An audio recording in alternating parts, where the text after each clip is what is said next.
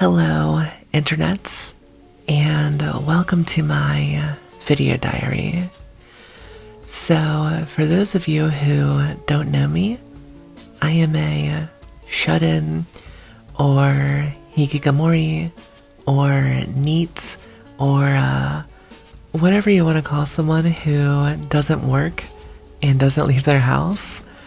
In one of my previous videos, I mentioned that I can count on one hand the amount of times I've left the house on my own over the past couple years. So I thought it would be, I don't want to say fun, because not all of these stories are fun, but I thought it'd be interesting to tell you guys those stories.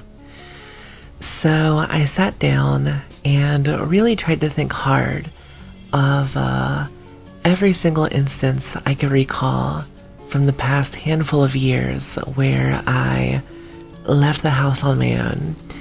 And I managed to come up with 4, which I know is not many, but it's all I got. So yeah, I've left 4 times over the last 3 or 4 years, so like once a year on average. Yeah.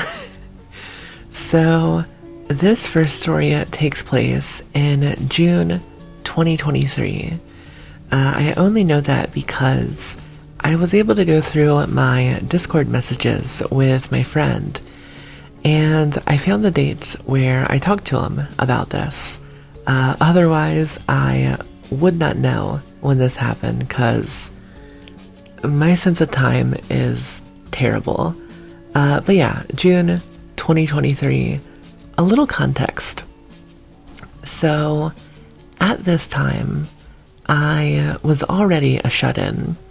I graduated high school in 2019, had a job, lived a normie life for a while, burnt out, became a hermit, and by 2023, I had already been living as a shut-in for like, I don't know, like between 1 to 3 years, I'd say.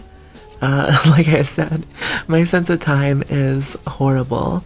But yeah, I was living as a shut-in, and I was incredibly depressed at this point in my life. I was very insecure over the fact that I didn't have a job. I was lonely, and I just felt like no one understood me. I was just super depressed in general. And a little before the events of this story, I started going to therapy. Now, I'm not going to go in depth about my therapy experience here. Maybe if that's something people want a video about, I'll make one, but I was going to therapy at this time in an attempt to be happier. Basically, it was a last resort. I wanted to rope, and I was like, "Therapist Jen, save me, please." What the fuck am I saying? Anyways, therapy is important to the story because my therapist is the one who really encouraged me to leave the house this time. Because one of the things I was trying to get through in my therapy sessions was my gender issues, I guess you'd say. And when I say gender issues, I don't mean that like I was confused or something. The opposite, actually. I was very confident about who I was, but I hated who I was. And part of the reason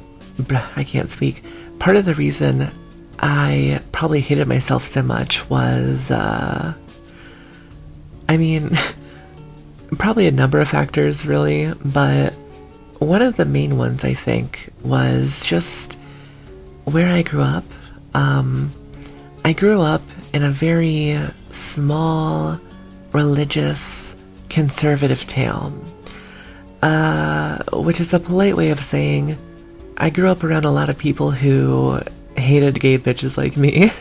So that gave me a bit of a complex where I kind of just felt like this fucked up alien creature, you know, who just could not fit in, surrounded by all these humans.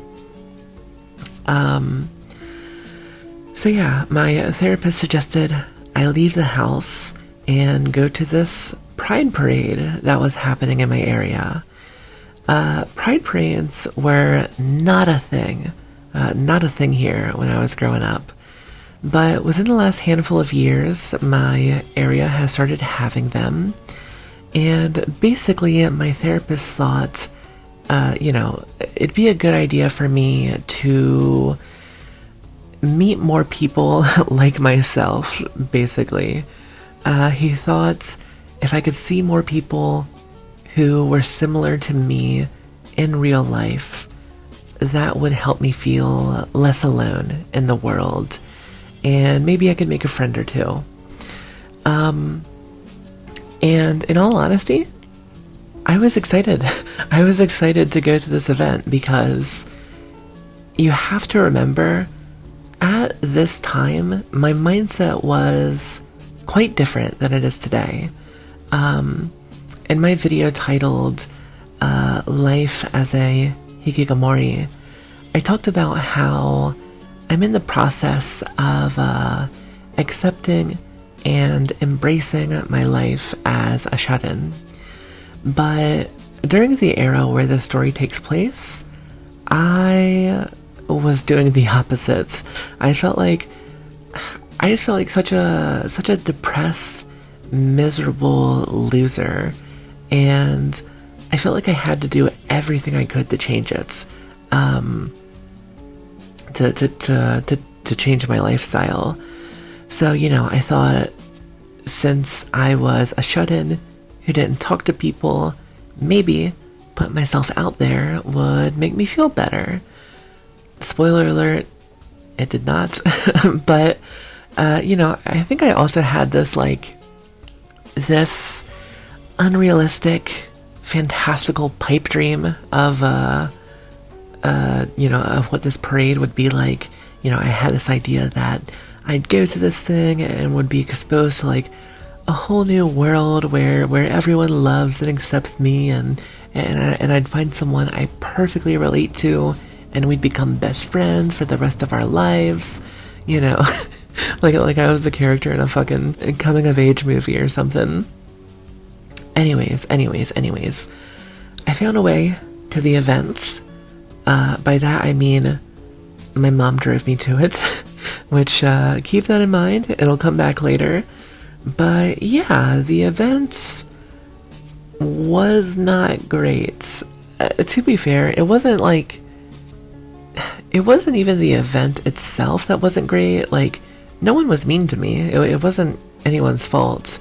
I think I just had a bad time because of my I don't know, just my own issues, I think I just fucked up coming to this because I went from being a socially isolated little goblin who'd been cooped up in my bedroom for ages with no in-person contact to being thrown into a sea of strangers, this hot, humid sun beaming down on me, and I was just so miserable, both physically and mentally. I was just so anxious. I feel like I was way too anxious to be going to a public event like this. And I mean, I got there before the event started, before the actual parade started, and they had these tables set up where they were offering resources for people, and I couldn't even go up to the tables. I was so shy, I couldn't even go up to the tables who were specifically there for you to walk up and talk to them. I just could not. So yeah, I kind of just awkwardly paced around the streets, trying to avoid eye contact with everyone, feeling so uncomfortable and out of place, and yeah, there was no way I could talk or try to make friends with anyone there. Yeah, it was kind of cool though, just like seeing the variety of people at this thing. Like there were even people in like fursuits, so like furries and stuff, which I had never seen in real life. So yeah, it was actually kind of cool. It was actually kind of cool getting to see so many little freaks like myself in my area.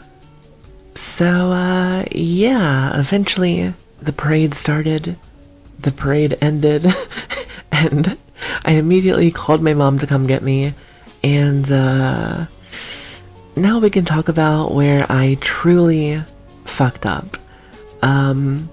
Because I unknowingly ruined the entire day before it even started by getting my mom involved. I've talked about my parents briefly in previous videos. They are awful people. I moved away from them when I was 17, but unfortunately, even till this day, I still have to interact with them on occasion. And yeah, for this event, I asked my mom to drive me there. Now, I live with my grandmother, so wouldn't it have made more sense for me to just ask my grandmama to drive me instead? Well, here's the thing. Although I was going to this gay-ass parade, I was not, out of the closet or whatever. I was to my therapist, but I was not to any of my family at the time.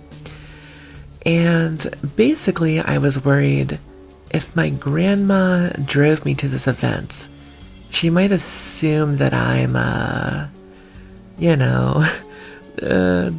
one of those queers. But, in my head, I was like, okay, if my mom assumes I'm queer or whatever, so what? I don't like her anyway, so I don't care what she thinks of me. But even still, I still made up an excuse. I told her I was going there to meet up with a friend that was going,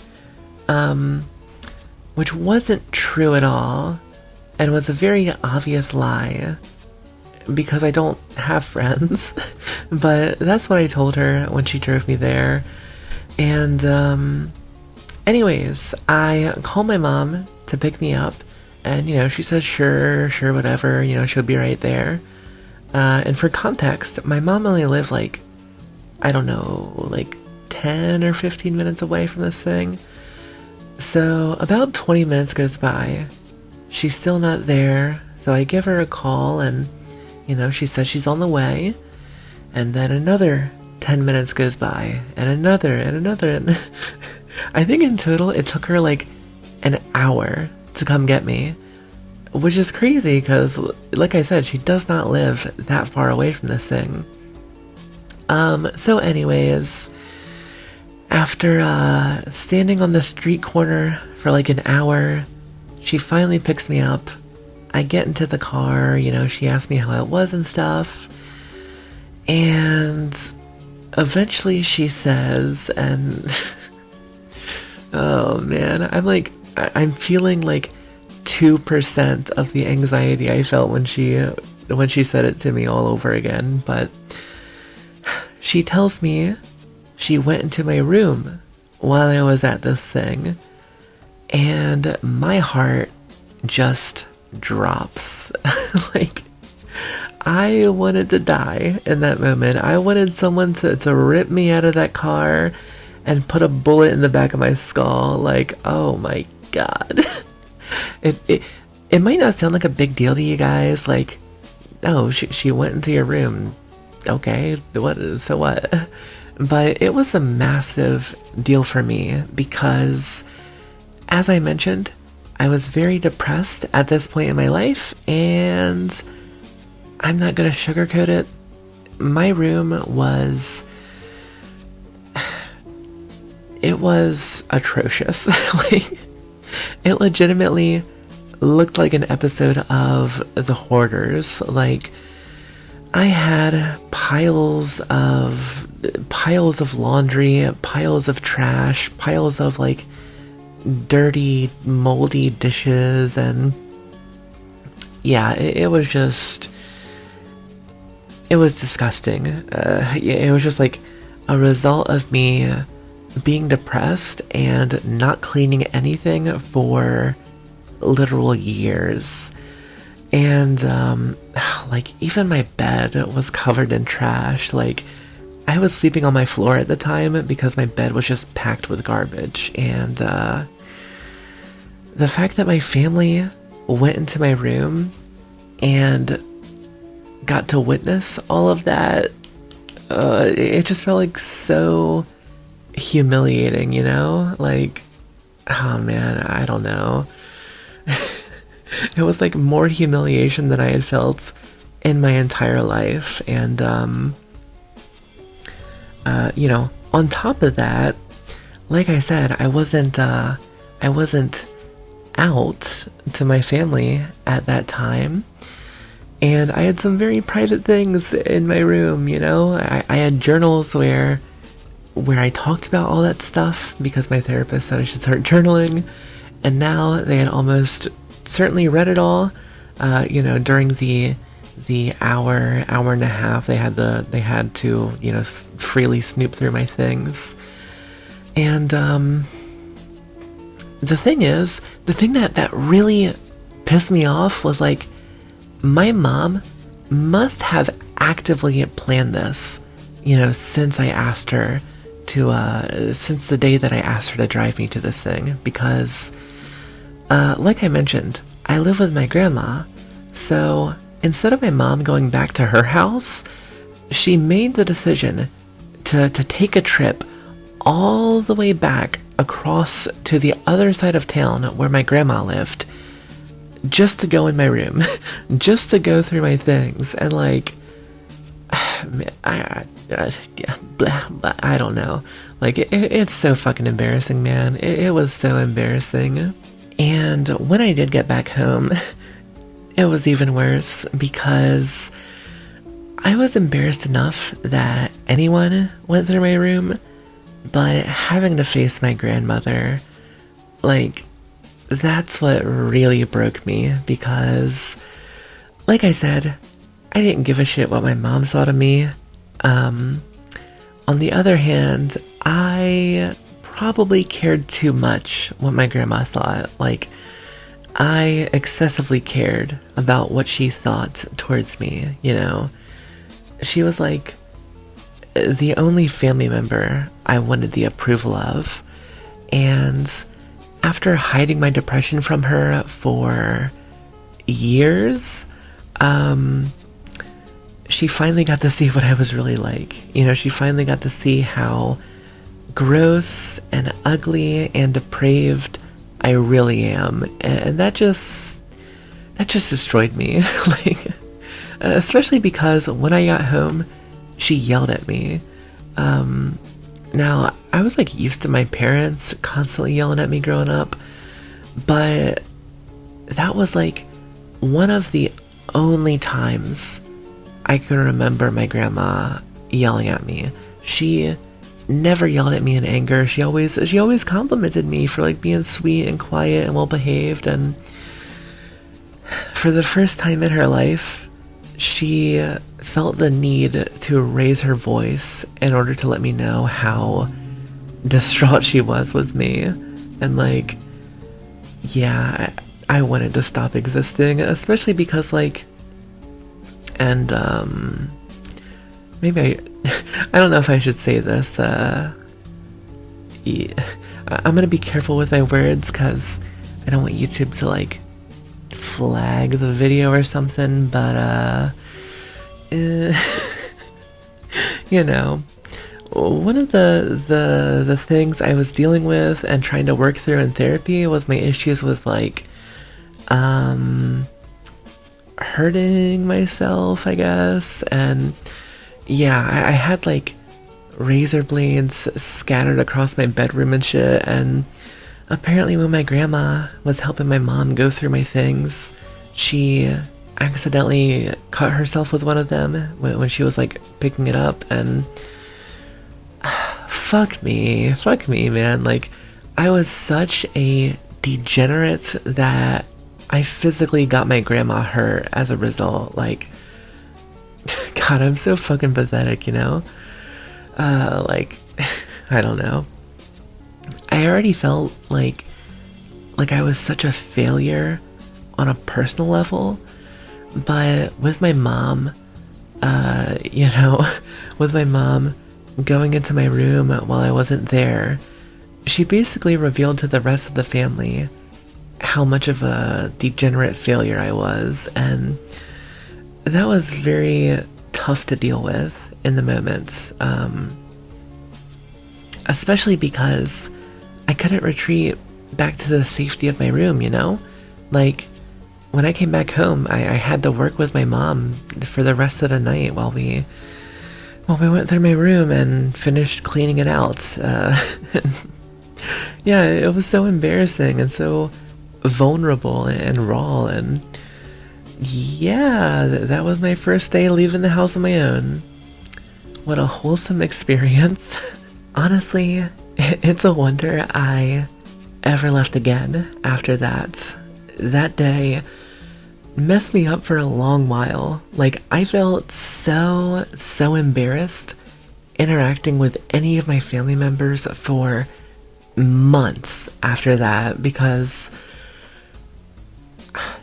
I don't know, I guess it just felt like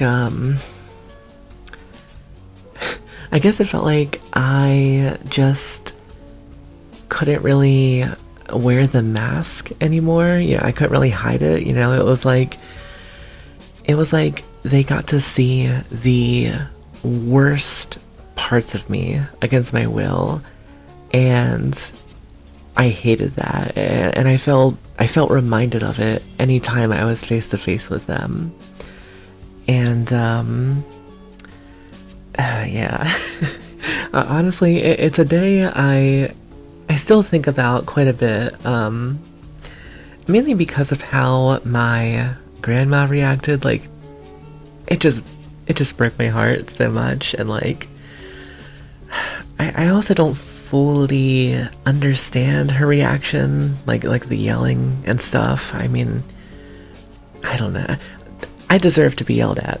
I was being a degenerate, but I don't know. I try really hard to like put myself in other people's shoes, and if I had a kid and like I went into their room and I just saw piles of trash, moldy food, razor blades, I don't think my first reaction would be to like scream at them and make them feel horrible. I feel like I would be I feel like I'd be like, holy shit, I need to talk to this kid. I need to make sure they're okay. You know? I don't know. Maybe that's not even true. Maybe that's not even true, if I'm being honest. Like, I don't know. It's easy to judge from the sidelines or whatever, but, you know, maybe if I was in that situation, I'd be so shocked that, like, I would yell at them too. I don't know, but... And, you know, honestly, things kind of worked out in the end. Like, that was very, very rough to deal with in the moments, but I feel like that day actually made me and my grandma closer. And I'm kind of going off on a tangent here, but my family is a type of family that just does not talk about their issues with each other, you know, like, not at all. And I don't know, that's kind of just like how I was raised. Like, my dad was very much the the, you know, he had the boys don't cry sort of attitude. But after my grandma got to see how horrible I was that day, I feel like it made her a little more comfortable opening up to me about some of her problems. I remember probably like sometime during the week after the great room invasion of 2023, my grandma told me that before I was born, like, she was going through a lot and she was thinking of ending things. And she told me the only reason she stuck around was because, like, my mom announced her pregnancy and she wanted to be there to watch me grow up and stuff. And it really touched me. It also, like, really shocked me, too, because I love my grandma. I love her so much. But, you know, part of the reason I hid my depression so much was because she's very judgmental when it comes to, like, mental health. Back when Chester Bennington from Linkin Park died, I remember her just being disgusted by it and saying how he was, like, such a coward for roping, and how anyone who does that is selfish and they don't care about anyone but themselves. And so to hear my grandma say that she was having those thoughts at some point in her life was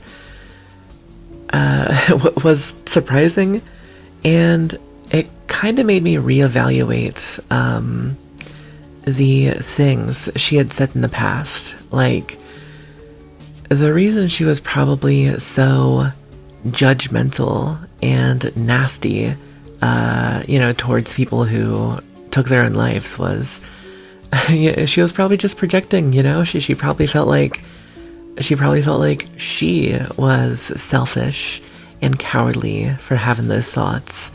So seeing someone else with the same, sorts of ideations, she probably hated them because she hated herself on some level. But yeah, anyways, let me get back on track with the remaining stories. So I'm gonna be honest, this next story is pretty boring and uneventful, so I'll keep it short. Although my room being raided really, really sucked, I can't lie, there was a certain sense of freedom that came with it. Now I didn't have to worry about people seeing my room or finding out how depressed and degen I was. I didn't feel the need to stay by my room, guarding it like Smog hoarding his gold, but me hoarding my trash. So not long after my room was cleaned and raided, I said, fuck it, I'm gonna go outside and I'm gonna do something I want to do. So this time I didn't go far, but I went to a local tattoo parlor and I got my eyebrow pierced because and this is kind of a stupid reason, but I am a massive fan of the Spider-Verse films, and I specifically love Gwen Stacy. That is my girl. I love her so much. I have watched that before the movie released, they put out the first 10 minutes of it that was just pure Gwen Stacy story. I've watched that 20 times. I love her so much, I relate to her so much, and yeah, Gwen has a really cute eyebrow piercing, so I was like, ooh, I want one. So I left my house, went to the tattoo shop, got the piercing, and I went back home. It was super casual. and it was pretty nice. Admittedly, it was a little awkward, just like talking to the people at the shop, because like I had been socially isolated for so long, especially because like the guy forgot to give me my ID back after he copied it, so I gave him my ID, then I got the piercing done, and then I had to like come back to the front desk and be like, "Excuse me, sir, do you still have my ID?" Which was a little awkward, but overall, pretty average time leaving the house. Nothing really bad happened. Nothing really good happened, except the piercing, but yeah. The next story is another, maybe not. I was about to say the next story is pretty uneventful too, and it kinda is in terms of the actual events. Like, I didn't do anything crazy, didn't go anywhere special, but I guess it ended up being pretty impactful on my life as a whole. So this is, well, okay, so you know in the parade story, I talked about how I wasn't out to my family. This was basically the time where I came out. And I'm not going to go into the details because it's kind of a long story. Could probably be an entire video, honestly. And honestly, I feel like I've told enough embarrassingly vulnerable family stuff for one video, but the reason I didn't do this at my house was because I guess I was just like too scared and cowardly, to be honest. Like, the thought of coming out to my grandmother face to face and her possibly rejecting me, like, I don't know how I would handle that. I feel like I would just die on the spot. I'd be like Padme in Revenge of the Sith, you know? She's dying of a broken heart. So, yeah, what I did instead was I wrote a letter saying everything I wanted to say, getting things off my chest. I left that letter in my house, took an Uber to a hotel, called my grandma, told her where it was at, and then I just turned off my phone because I was terrified to hear how she'd react. But yeah, eventually I turned my phone back on. She left me a voicemail saying she'd always love me and stuff like that. It was very sweet and I had nothing to worry about. But yeah, then I came home the next morning and that was kind of it. I went to a hotel, slept at the hotel, came home the next day. Not the most exciting story, I know. Okay, so this story is one that I wasn't sure I should include because it feels kind of awkward to talk about. But this entire channel is pretty much just me oversharing about my life, so why stop now? I'm sunk cost fallacy pilled, okay? So this story is pretty much my first and only time hooking up with someone. I was a late bloomer. I never hooked up with anyone during high school because I was a quiet, autistic weirdo back then. I am still a quiet, autistic weirdo now, but I somehow managed to do this, so if I can do it, you can too. But yeah, I guess I'll start at the beginning. Basically, I was very lonely. I had like one or two online friends who I would text and stuff, but I didn't have any friends in real life. So I thought maybe if I could find a friend IRL, it'll make me happy.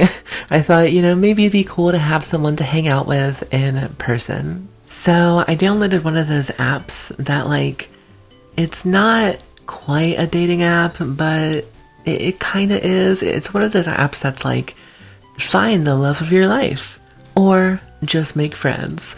And yeah, it's one of those apps, and believe it or not, I was genuinely downloading it in an attempt to just make friends. So anyways, I download the app, I start talking to people. Most of the conversations die, they don't really go anywhere. But then I found this girl who was like very local, like 10 or 15 minutes from my place. And most of the other people I met on this app were like between anywhere from like half an hour to 2 hours away, because I feel like people just don't stay in my town. Like everyone in my small little town are boomers, pretty much. This is the sort of place where once you grow up and can afford to leave, everyone does. Like no one sticks around. So only the old generation remains. But yeah, this girl was in my town and we had a lot of similar interests. We played the same games, watched the same shows, were a part of the same subcultures. We just really, really related on so many things. So yeah, we were just texting at first, but eventually we started voice chatting and playing some games together. And I'm sure for most people, that's like not a big deal at all. Like, okay, you voice chatted someone, so what? But for me at the time, it was kind of a big deal because I hadn't really voice chatted with anyone for like years at that point. You know, I hadn't like actively voice chatted with people since high school, since Overwatch 1 came out. That was the last time I was, really voice chatting with people. Just because like, I don't know, just because like, I guess I just got more anxious and became more reclusive over time. And I also developed like a major insecurity when it came to my voice. So yeah, just like voice chatting was not for me. It scared me and made me really uncomfortable. But this girl kind of got me out of my shell in that aspect. I just really connected with her and wanted to know her more. So yeah, we spent like, I don't know, a couple weeks to a month just like voice chatting with each other, playing Fortnite together, watching shows on Discord and other things. And after doing that for like a month or so, she was basically like, is this gonna happen pretty much? Are we gonna meet up and stuff? And despite being socially withdrawn and having major anxiety, for some reason I was like, yeah, let's do it. Which is very out of character for me. I do not do this stuff ever.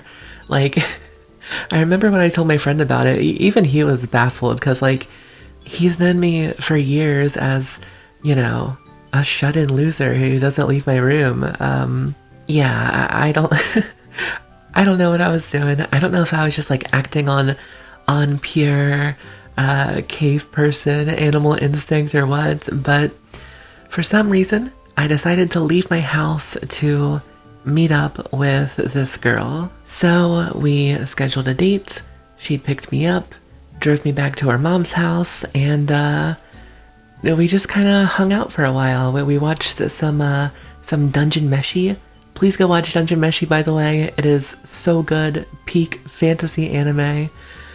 But yeah, eventually we hooked up, which, I want to be nonchalant about it, but I can't lie. At the time, I was pogging out. Like, I had never done that before, and it felt like, bloop, achievement unlocked, But yeah, afterwards we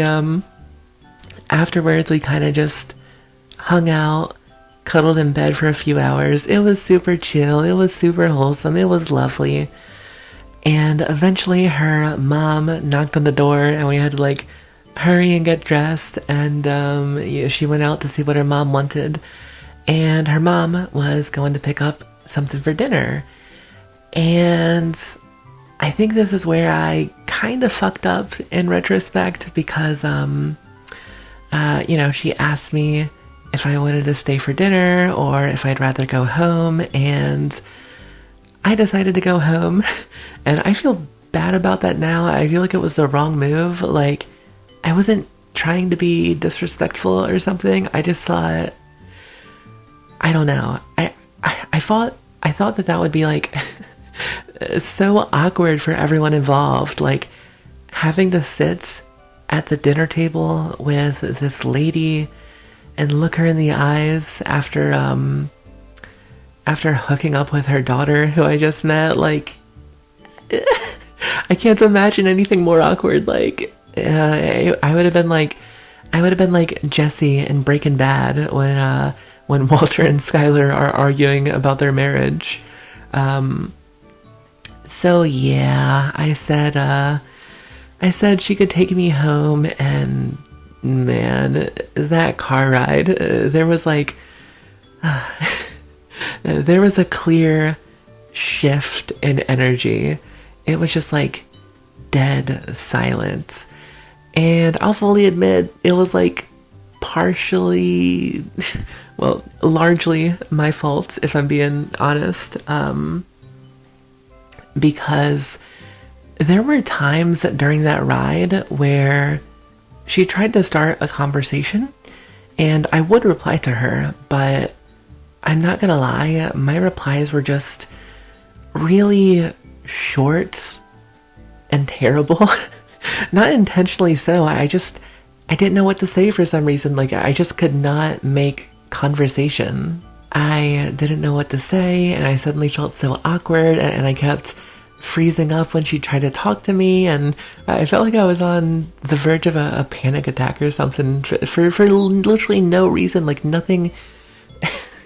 There was no reason for me to be feeling that way, but I don't know. The ride was just so quiet, and I was not helping at all.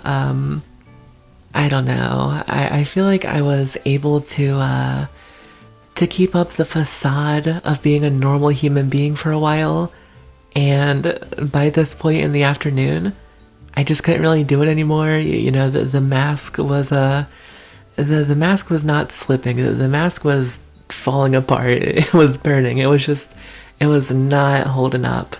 And yeah, eventually she dropped me off to my house, and she texted me later that night, and I felt so bad because, like, she was telling me how she thought that I was like mad at her or something, or that I didn't enjoy things, or that I didn't have a good time, and yeah, she assumed all that because I was being an awkward, quiet, distant fuck afterwards. Like, oh man. And, you know, I tried reassuring her that it wasn't her fault and stuff, but yeah, as you can imagine, things weren't really the same after that. We texted for a few more days, then she kind of just stopped talking to me, and I don't blame her. And yeah, that was the end of that. Yeah, I can't help but feeling like I fumbled it so hard. Like, I don't know what happened on that car ride home. I feel like my brain legitimately just stopped functioning. Like, I just started shutting down so hard. And it wasn't that I didn't want to speak with her. It was just like, I don't know. It's so difficult to put into words if you've never experienced it, but it was like I wanted to say something. I wanted to talk to her, but like physically the words could not leave my lips. It was like there was a physical barrier stopping me from talking, and yeah, I don't know, I just kept freezing up and going mute, and yeah, I fucked it up pretty pretty bad. I don't know. I feel like she may have underestimated just how autistic and socially inept I truly was, because, in my videos and even on voice chat to some extent, I feel like I can do an okay job yapping from the comforts and safety of my own room. But in real life, in person, that is just not the case. And I tried to be as upfront and honest with her as possible before we met. I told her I was an autistic shut-in who doesn't really leave the house, doesn't really talk to people, and I apologize in advance if I was shy. And she was like, oh, no, like, I'm neurodivergent too, I get it, don't worry. But, like, I don't know, she had a desk, I can't talk, she had a desk job, and she knew how to interact with people and stuff, so I don't know. I don't think she understood just how stilted I would be. She was neurodivergent in like the I have some weird quirks sort of way, and I feel like I'm neurodivergent in the I am incredibly awkward and off-putting, and no one wants to be around me for extended periods of time sort of way. Like, I just cannot function socially and don't get body language, and I feel like a lot of times I'll say something and people react in a certain way, and I don't understand why they reacted that way. Like, it's hard for me to pick up on what I'm saying wrong a lot of times. But I can tell based on reactions that I am indeed saying something wrong. So, I don't know. I feel like it's better for me to just not talk most of the time. But yeah, I feel conflicted about that story. Like, I had fun, but it's hard not to regret it, because, like I said, she was the first person I had voice chatted in years, and I feel like I really connected with her, and I basically ruined all of that in a single night. If I could go back in time to before we met in person, and I could peer behind the veil and look into the future, and there's two pathways. Path number one, we hook up and stop talking, or path number two, we don't do any of that, and we just stay as friends who play games and watch shows together.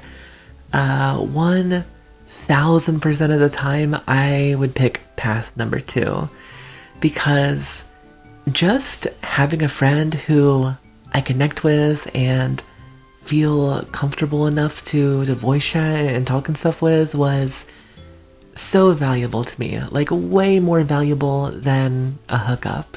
Like, don't get me wrong, that was cool and all, but it wasn't really that big of a deal. like I don't know, I feel like doing that for the first time actually kind of changed how I view sex. But maybe I'll save that topic for another video. But yeah, I don't know. It was a day I have complex feelings towards, and I feel like it's kind of affected my current friendships as well, because like some of my online friends have floated the idea of meeting in person, and I haven't taken any of them up on it because, like, I don't know.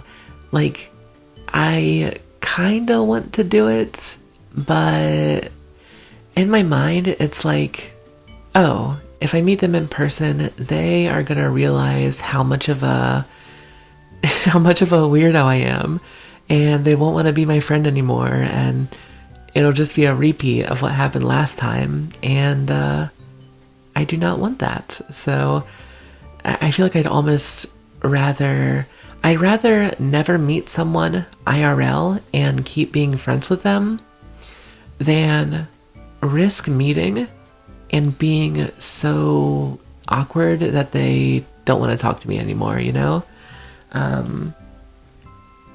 But yeah, in conclusion, going outside can be nice sometimes, but if you're like me and you have no social skills, it can also kind of suck and just make you more depressed. But yeah, go outside, guys. It's probably good for ya, even if it's scary and sucky sometimes. But with that being said, I have no plans to go back out there anytime soon, so I can't judge you if you don't either. But yeah, thanks for watching. Bye bye.